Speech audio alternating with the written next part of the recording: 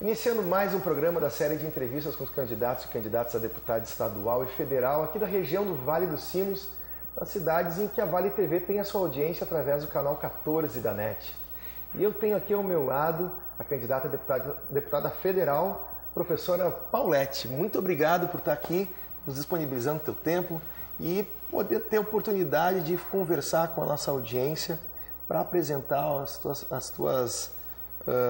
a tua trajetória e os teus planos como deputada federal.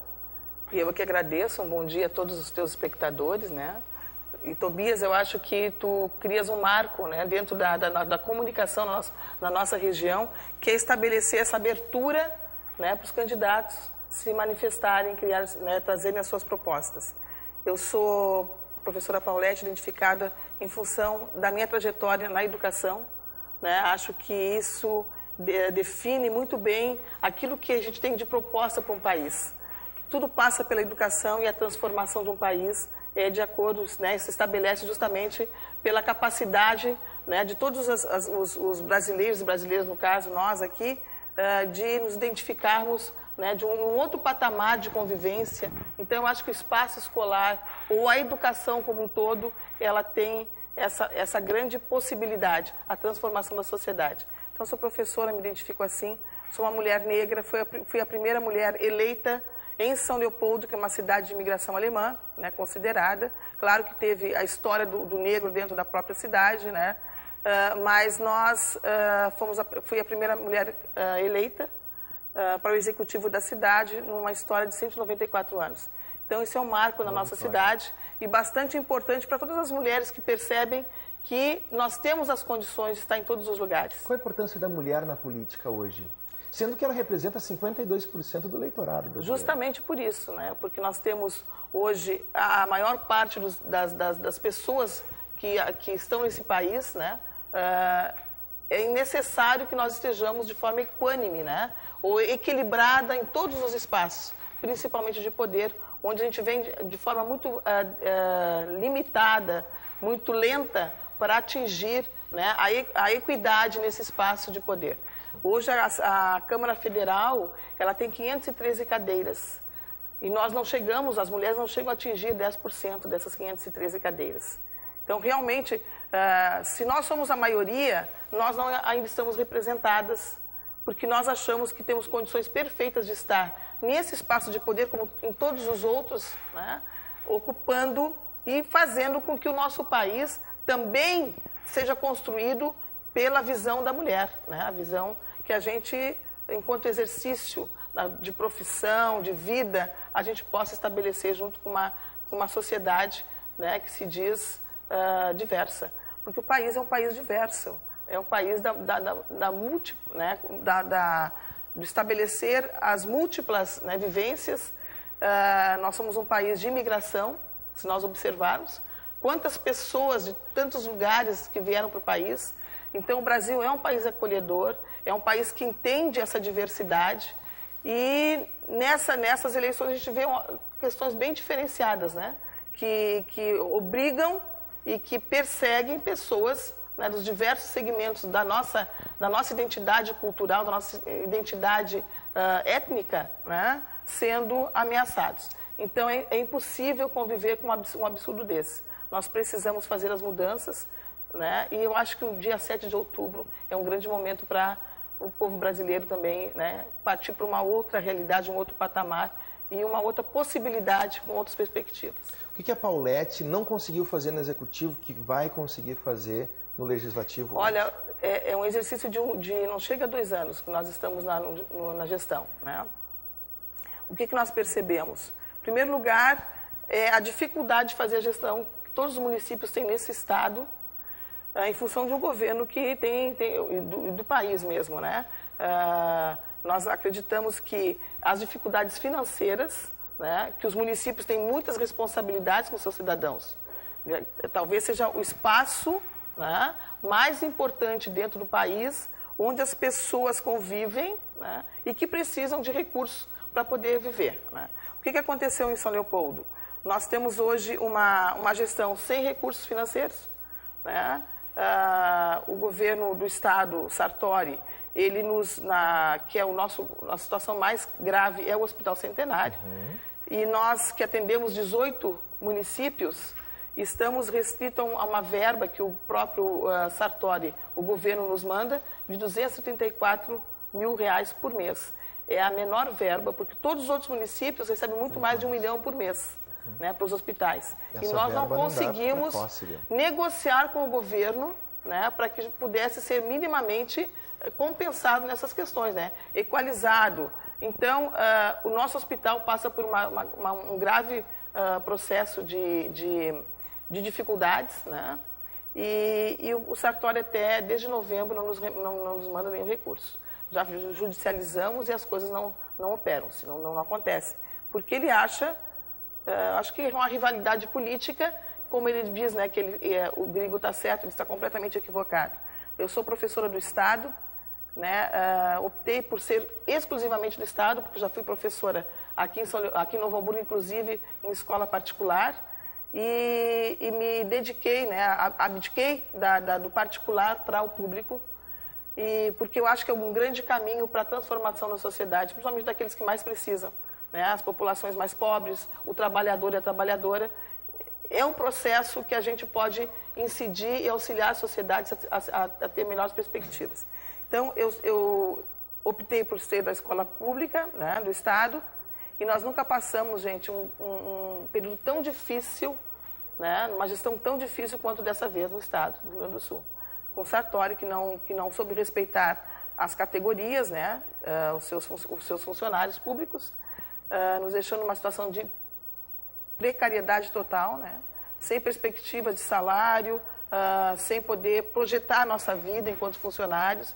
Então, houve um descaso muito grande e nós estamos realmente dizendo que o Gringo está completamente errado e que a população gaúcha possa entender isso. Nós precisamos partir para outras possibilidades. Já tivemos governos anteriores que foram referendados, né, pelos gaúchos em função da qualidade de vida que trouxeram para todos nós. Governo após governo que entra, isso falando já do governo estadual, alega uma dificuldade nas contas públicas, isso já é histórico. Minha mãe era professora e eu me lembro na época do Simon ainda, né, as manifestações do CEPERS na frente do Palácio. Então, e sempre havia essa justificativa da dificuldade dos reajustes, dificuldade do pagamento. E hoje a gente vê a dificuldade em realizar o pagamento mesmo sem reajuste, né, de fazer o pagamento parcelado e sem previsão, às vezes, para quando tu vai receber aquela verba. Como deputada, quais seriam as medidas para que se pudesse fortalecer a educação aqui na nossa região, no mínimo, no nosso estado, que, enfim, nos toca diretamente? Eu acho que nós temos que... a primeira coisa, eu acho que, enquanto governo que se estabelece, que se institui, né, a partir de 2019, é derrubar, né, a Emenda Constitucional 95, que é o congelamento, né, dos investimentos em educação, em saúde e bem-estar social. Uma emenda constitucional, né, então, que se diz inconstitucional. Que inclusive foi definida como PEC da morte. Então, por 20 anos, nós termos o congelamento de investimentos em educação, saúde e bem-estar social, isso é trazer para o povo brasileiro a completa miséria, né? Como é que tu vai gerenciar, né, sem recursos, sem previsão de recursos, sem planejamento, né, uma vida que tu não vai contar com os recursos para poder fazer essa gestão. Então, primeiro, eu acho que a gente tem que lutar enquanto deputados, né, e essa vai ser a minha luta também nesse sentido, é derrubar essa PEC. Não é possível, essa emenda constitucional, já não é mais PEC, 95. Então, essa é a primeira medida, né, que vai nos possibilitar discussões de onde trazer investimentos para aplicar não só na nossa região, mas na educação do país todo. É no município que a vida acontece. É verdade. E a gente sabe que a grande parcela dos recursos fica com a União, isso. Outra grande parte fica com o Estado e o que resta vai para os municípios. Uhum. Qual é a tua análise desse processo do crescimento enfim, do fortalecimento do discurso da municipalização? Eu acho que os municípios têm que ter autonomia, né? Tem que ter recursos para fazer suas gestões, mas eu também percebo que há uma necessidade da gente ter um gerenciamento, né, da forma mais federativa, né, para que a gente possa nos encontrar dentro desse universo brasileiro como cidadãos brasileiros, né? Então, eu acho que os municípios têm que ter os seus recursos, têm que ter os seus projetos, porque cada espaço, né, como educador, a gente sabe que cada espaço é um espaço diferenciado em função dos indivíduos que estão compondo aquele espaço, das suas vivências, das suas histórias. Então, dentro desse universo, a gente tem que, o gerenciador, né, o gestor desse município, tem que ter um planejamento para ele, de acordo com aquelas realidades que ele tem. Então, realmente, os recursos têm que vir para auxiliar nesse planejamento, né? Mas eu acho que a gestão nacional tem que também ter a sua inserção dentro desse universo brasileiro. O empreendedorismo, ele dialoga diretamente também com o emprego, e o emprego dialoga também diretamente com a dignidade da pessoa. A gente tem acompanhado na nossa região uma debandada das empresas, inclusive, claro, muito pela questão fiscal, dos tributos, que nosso estado tem o ICMS mais caro do Brasil, e isso desincentiva o empreendedorismo. Como fortalecer a nossa região e fazer com que ela volte a ter, né, um pouco, no mínimo, dos auros tempos que já teve? Eu acho que a primeira coisa que nós temos que pensar enquanto povo, agora num período tão delicado e de decisão brasileira, né, qual é o rumo que a gente quer para o nosso Brasil, é a urna, que eu acho que é o exercício mais democrático que um povo pode ter, né? É um processo extremamente legítimo. Eu acho que as mulheres estão se evitando, né? A gente tem tido muita dificuldade de que as mulheres se motivem, né, a ir até a urna e fazer o seu voto, né, ser realmente a força necessária para a gente fazer a mudança. Então, primeira coisa, eu acho que é a mudança, é agora o voto, né, e vamos ver quem vai governar esse país.